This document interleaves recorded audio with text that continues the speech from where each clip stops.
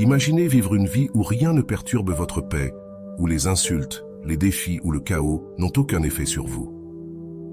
À quel point cela serait-il puissant? Aujourd'hui, nous allons explorer 10 principes bouddhistes transformateurs qui peuvent vous aider à atteindre cet état d'esprit inébranlable. Comme l'a dit Bouddha, la paix vient de l'intérieur, ne la cherchez pas à l'extérieur. Découvrons ensemble comment cultiver ce sanctuaire intérieur. Mais avant de commencer, je vous serai extrêmement reconnaissant si vous appuyez sur le pouce levé, car cela m'aide à faire connaître cette philosophie à plus de personnes. Si vous ne voulez manquer aucune vidéo, abonnez-vous et activez la cloche. Principe 1. Insultes et offenses. Dans le bouddhisme, nous apprenons que les insultes et les offenses n'ont de pouvoir que si nous leur en donnons. Imaginez quelqu'un jetant une pierre dans un étang. L'eau fait des vagues, mais finit par retrouver son calme. De même, quand quelqu'un dit quelque chose de blessant, cela peut perturber notre paix momentanément, mais nous pouvons choisir de laisser tomber et de retourner à notre état calme. Bouddha a dit « Garder la colère, c'est comme boire du poison et espérer que l'autre personne meure. » Lorsque nous gardons la colère et le ressentiment, nous sommes ceux qui souffrent et non la personne qui nous a insultés. Leurs paroles sont souvent plus à propos de leurs propres problèmes que de nous. En comprenant que les paroles des autres reflètent leur propre état, nous pouvons les voir avec compassion, plutôt que de laisser leur négativité nous affecter. De cette manière, nous restons indifférents et maintenons notre paix intérieure, comme l'étang retrouvant son calme après que les vagues se soient dissipées. Principe 2. Transformer tout le monde en professeur. Dans le bouddhisme, nous sommes encouragés à voir chaque personne que nous rencontrons comme un professeur. Chacun que nous rencontrons, qu'il nous apporte de la joie ou des défis, a quelque chose de précieux à nous enseigner. Bouddha a enseigné « En veillant sur vous-même, vous veillez sur les autres.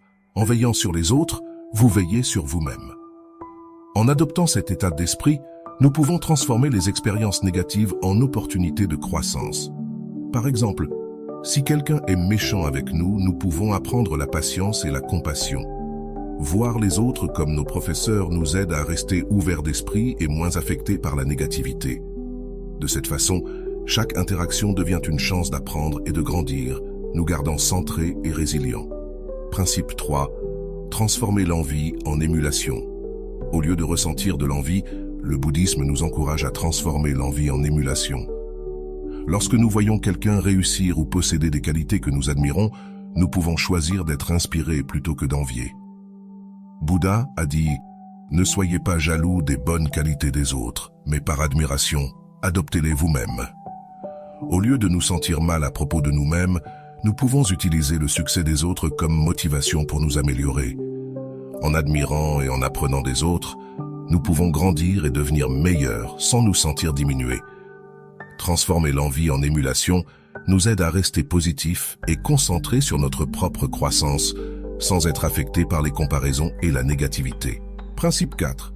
Soyez strict avec vous-même, mais tolérant envers les autres. Le bouddhisme nous enseigne à nous imposer des normes élevées tout en étant tolérants envers les défauts des autres. Nous devrions viser l'excellence personnelle sans être sévères ou critiques envers les autres.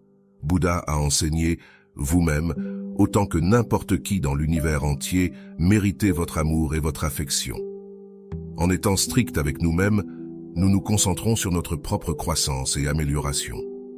Nous devenons plus disciplinés et développons un plus grand respect de soi.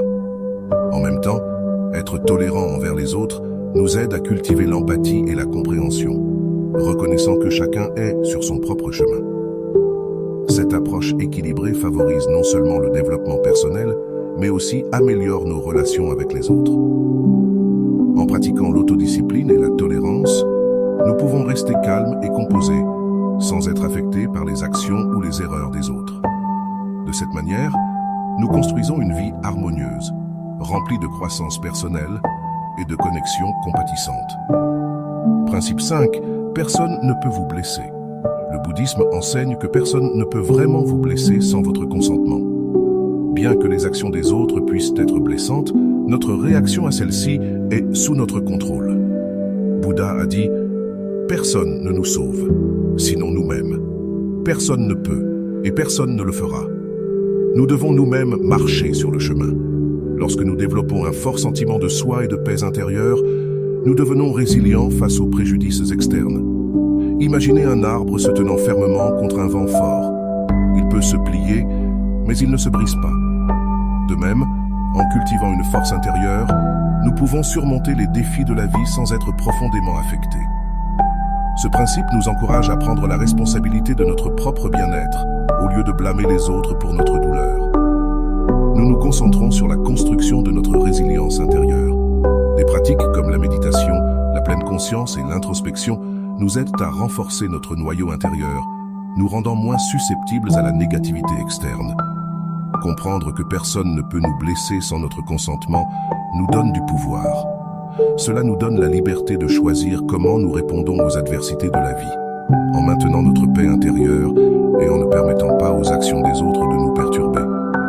Nous vivons une vie plus sereine et plus autonome. Principe 6. Le pouvoir de l'acceptation. L'acceptation est un outil puissant dans le bouddhisme. Elle implique d'embrasser les choses telles qu'elles sont, sans résistance ni jugement. Bouddha a enseigné « Acceptez ce qui est, laissez aller ce qui était et ayez foi en ce qui sera ».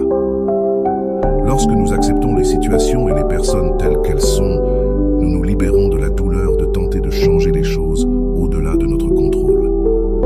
Cela ne signifie pas que nous devenons passifs, mais que nous reconnaissons la réalité du moment présent et y répondons avec clarté et sagesse.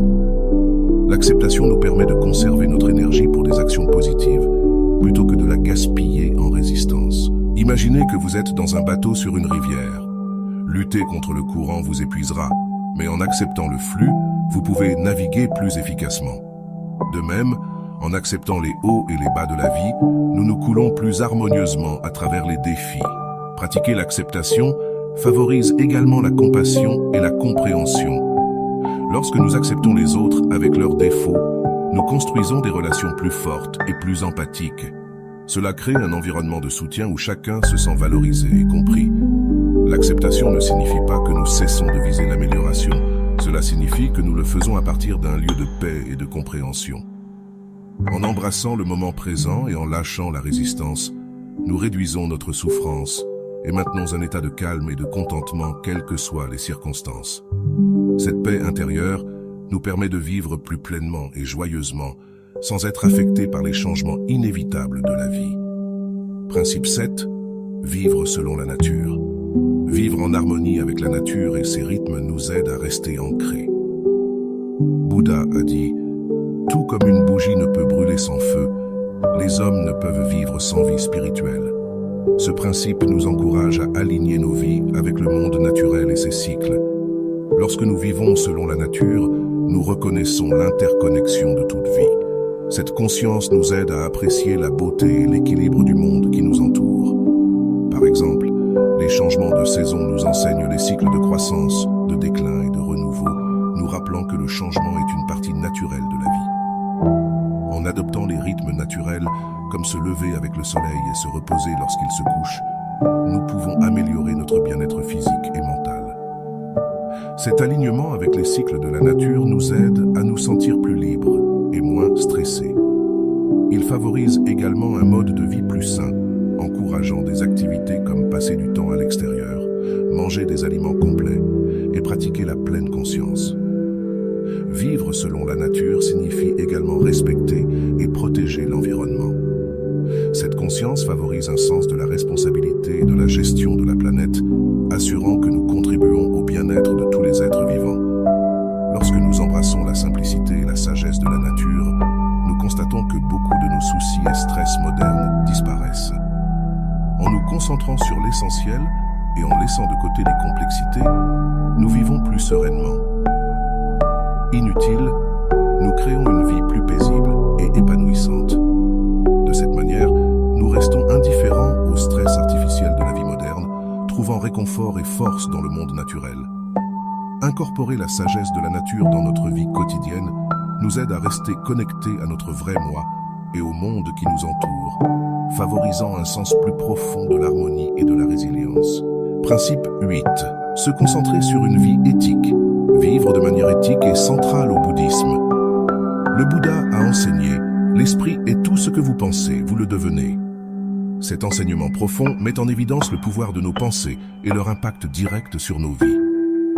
Dans le bouddhisme, vivre éthiquement implique d'adhérer à des principes tels que l'honnêteté, la compassion et le respect de tous les êtres vivants. Vivre éthiquement commence par comprendre que nos actions, paroles et pensées ont des conséquences.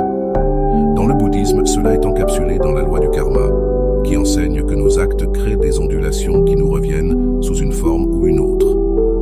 En nous concentrant sur les bonnes actions et le comportement moral, nous construisons une base d'intégrité qui nous protège des influences négatives du monde. Cela signifie être véridique dans nos paroles, gentil dans nos actions et juste dans nos relations avec les autres.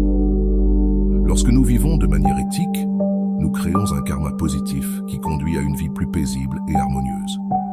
Par exemple, en pratiquant l'honnêteté, nous construisons la confiance et la fiabilité, ce qui favorise des relations positives et un sentiment de communauté.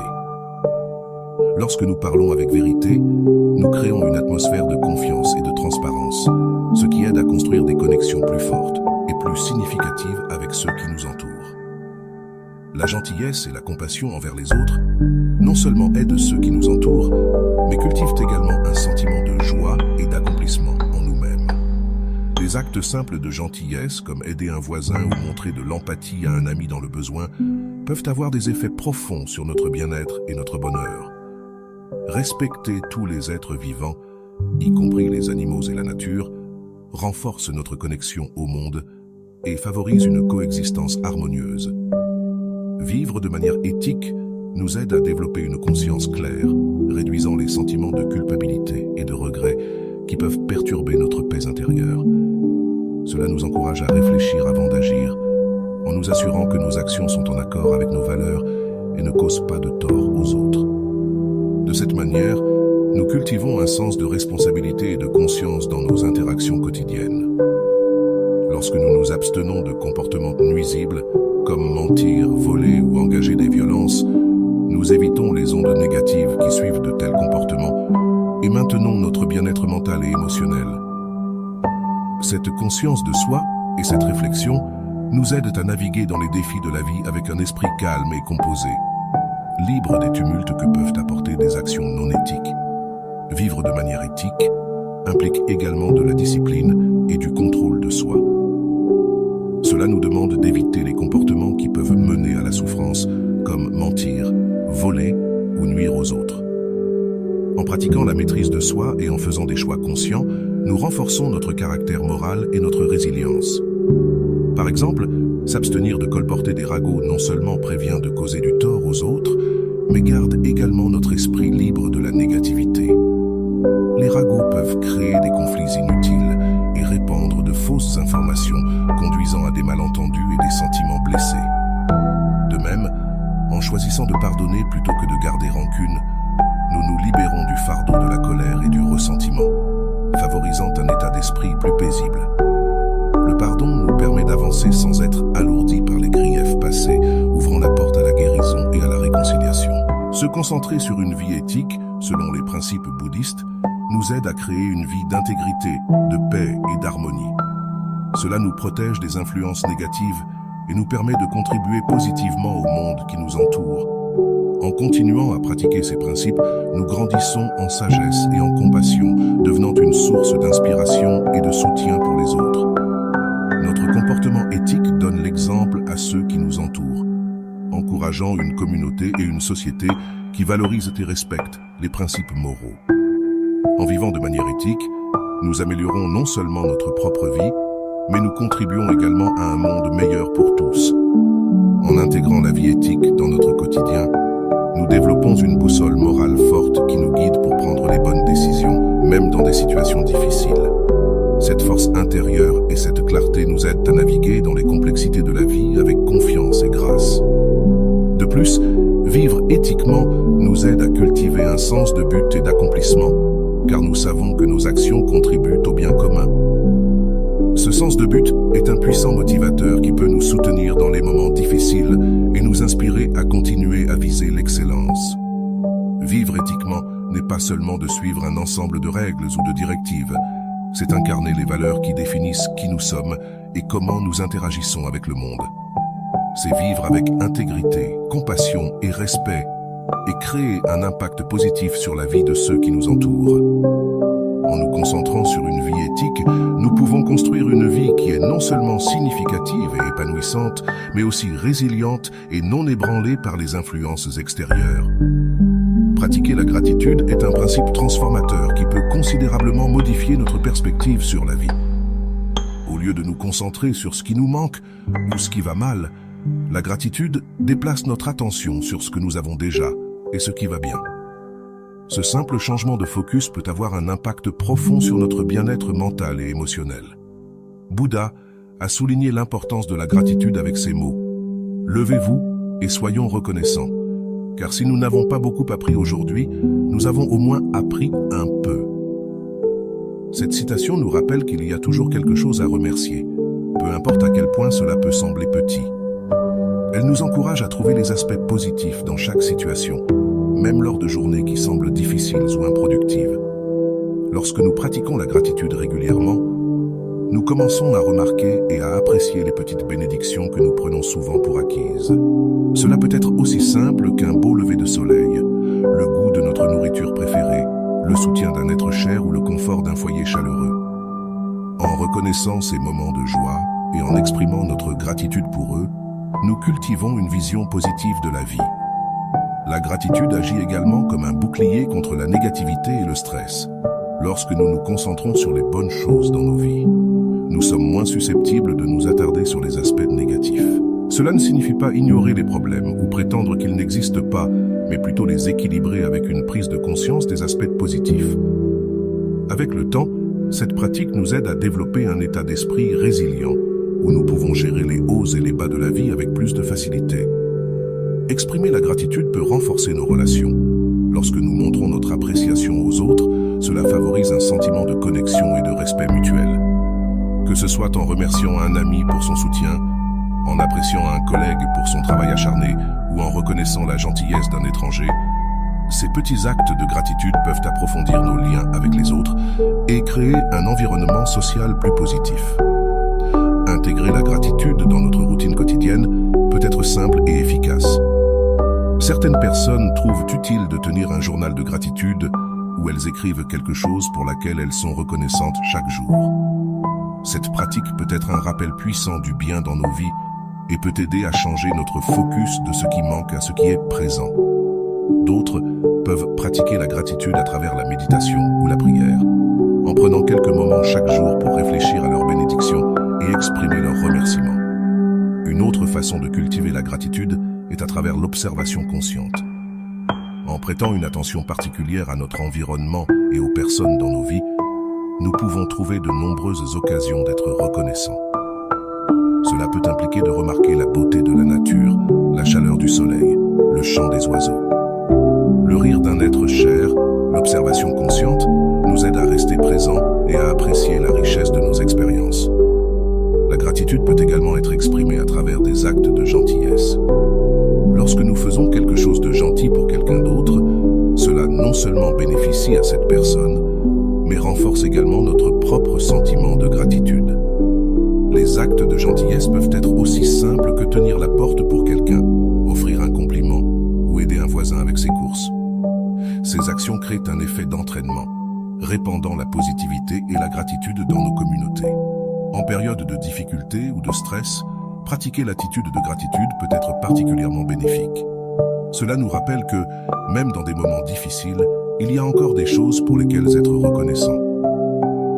Cette perspective peut apporter du réconfort et de l'espoir, nous aidant à naviguer dans les situations difficiles avec plus de résilience. En nous concentrant sur ce que nous avons, plutôt que sur ce qui nous manque, nous pouvons maintenir un sentiment de paix et de contentement, même lorsque la vie est difficile.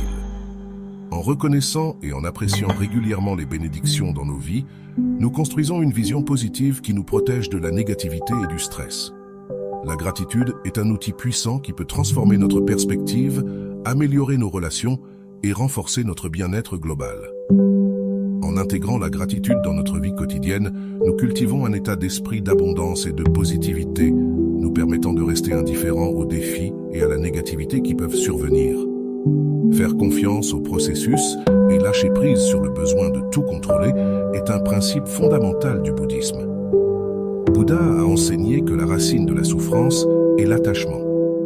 Cela signifie que notre désir de nous accrocher à certains résultats, personnes ou choses mène souvent à notre propre souffrance. Lorsque nous devenons attachés à des résultats spécifiques ou à des attentes rigides, nous nous préparons à la déception et au stress. En nous abandonnant au flux de la vie, nous permettons aux choses de se dérouler naturellement sans les forcer. Cela ne signifie pas que nous arrêtons de faire des efforts ou de poursuivre des objectifs. Cela signifie que nous faisons de notre mieux et ensuite relâchons notre emprise sur la manière dont les choses doivent se dérouler. Faire confiance au processus signifie avoir foi que les choses se passeront comme elles doivent, même si ce n'est pas exactement comme nous l'avions imaginé. Imaginez que vous êtes dans une rivière. Si vous essayez de nager à contre-courant, vous vous épuisez et progressez peu. Mais si vous suivez le courant, vous avancez en douceur et sans effort. De même, dans la vie, lorsque nous cessons de résister et commençons à accepter, nous trouvons un sentiment de paix et de calme. Cette pratique du lâcher-prise peut être appliquée dans divers domaines de la vie, que ce soit dans les relations, les aspirations professionnelles ou les défis personnels. Par exemple, dans les relations, nous voulons souvent contrôler la manière dont les autres se comportent ou comment les situations doivent se dérouler. Cela peut mener à la frustration et au conflit lorsque les choses ne se passent pas comme prévu. En lâchant prise, nous pouvons apprécier les gens pour ce qu'ils sont et permettre aux relations de se développer naturellement. Lorsque nous cessons d'essayer de façonner les autres pour qu'ils correspondent à nos attentes, nous nous ouvrons à des connexions authentiques et à une compréhension plus profonde. Accepter les gens tels qu'ils sont, sans essayer de les changer, favorise un sentiment d'harmonie et de respect mutuel. Dans nos carrières, nous pouvons avoir une vision spécifique du succès et nous sentir découragés si nous rencontrons des obstacles ou des détours.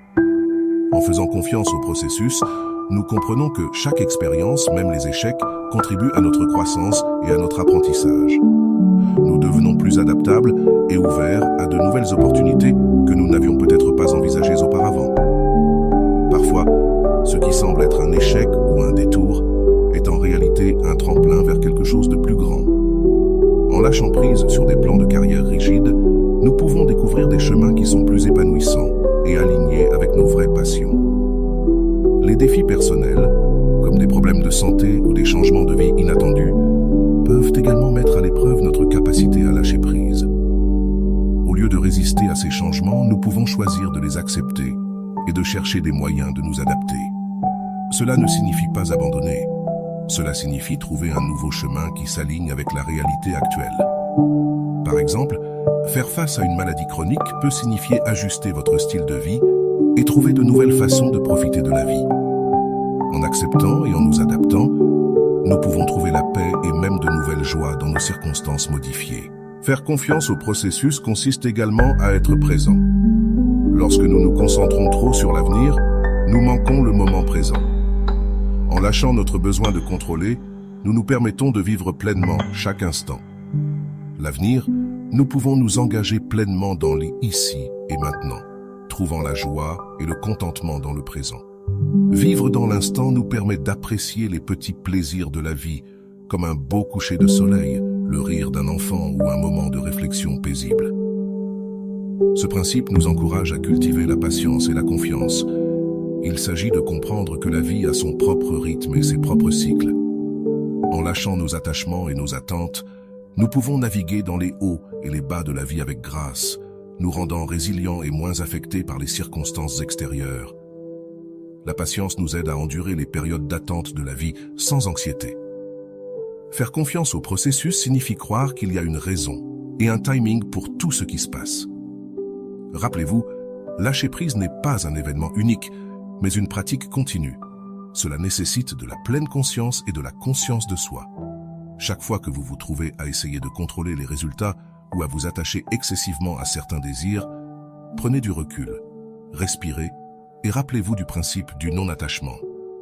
Embrassez l'incertitude et faites confiance au fait que le processus vous guidera là où vous devez être. Chaque fois que vous pratiquez le lâcher-prise, vous renforcez votre capacité à rester calme et centré, peu importe ce que la vie vous réserve. Dans les mots de Bouddha, vous ne perdez que ce à quoi vous vous accrochez. En pratiquant le non-attachement et en faisant confiance au processus, nous trouvons la paix en nous-mêmes, quel que soit le chaos qui pourrait se produire autour de nous. Le non-attachement ne signifie pas l'indifférence. Cela signifie s'engager pleinement dans la vie, mais sans le fardeau de devoir contrôler chaque aspect de celle-ci. Nous pouvons vivre la vie avec un sentiment de liberté et de joie, sachant que nous ne sommes pas définis par nos circonstances, mais par notre manière d'y répondre. Faire confiance au processus consiste à avoir foi dans le voyage et à savoir que tout se déroule comme il se doit. Cela nous apprend à abandonner nos peurs et nos anxiétés concernant l'avenir et à faire confiance au fait que nous aurons la force et la sagesse de gérer ce qui viendra. En embrassant ce principe, nous cultivons une paix intérieure profonde qui reste inébranlable face aux événements extérieurs. En intégrant ces 10 principes bouddhistes dans notre vie quotidienne, nous pouvons cultiver un état d'esprit où rien ne peut nous affecter. Rappelez-vous, la véritable paix vient de l'intérieur. Merci de regarder et n'oubliez pas d'aimer, de vous abonner et de partager cette vidéo.